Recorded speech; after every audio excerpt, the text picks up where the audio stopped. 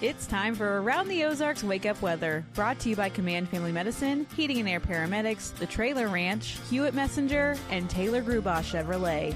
Here's your host, meteorologist Abby Dyer.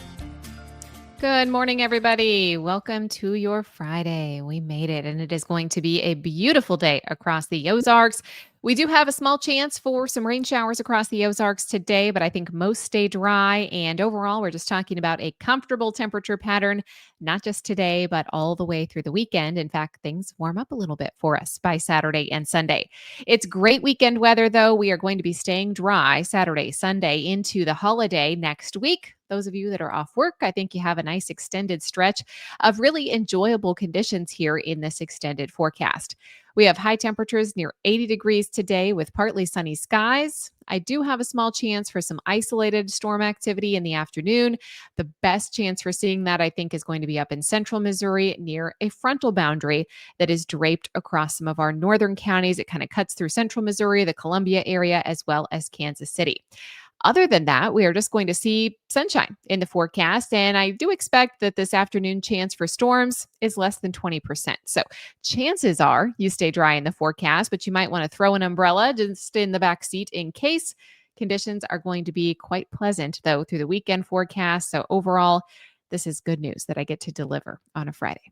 We have high temperatures above average much of the weekend as well, with middle 80s in the forecast. That's what I'm expecting in our future. And we have dry weekend weather too.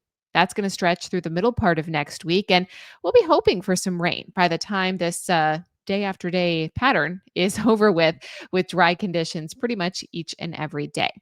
Aside from that little isolated chance for storms this afternoon, I have pretty nice conditions. I think overnight we do see some increasing clouds in response to that frontal boundary.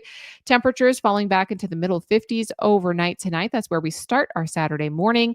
Saturday afternoon, though, looks very pleasant with numbers in the mid 80s, 83 for the high temperature on Saturday.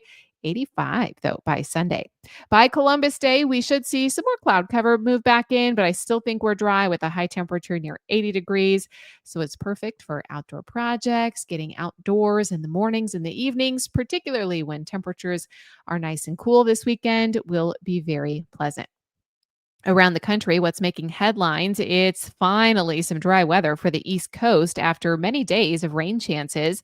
The East Coast has some sunny and cool weather heading back into the Atlantic corridor with low 60s and clearing skies. There's also a flash flood threat this weekend looming for much of the Southwest from what was Hurricane Priscilla, remnants of that tropical system moving up into the southwestern United States, creating some concern for too much water too quickly. All of that while the lower Great Lakes are enjoying crisp autumn weather with their color change for fall foliage starting to peak. So lots of places starting to get in on some of that fall color. Typically, it doesn't happen for us here in the Ozarks until closer to Halloween. However, we're starting to see some hints that the leaves are ready to change in a few areas. All right, it's time for that Around the Ozarks Wake Up Weather Brain Twister trivia question for the day. And going with my spooky theme here, in European witch trials, which was the infamous Malleus Maleficarum primarily used for? Do you think it is A, spell book for witches to cast curses, B, a guide for identifying and prosecuting witches, C, a legal defense manual for accused witches, or D, a religious text to ward off witchcraft?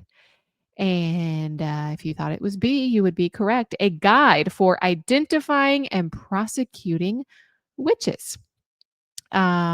Now you know. It was originally used as a handbook to identify, interrogate, and persecute individuals accused of witchcraft, particularly women. So now you know. Congrats if B was your guess.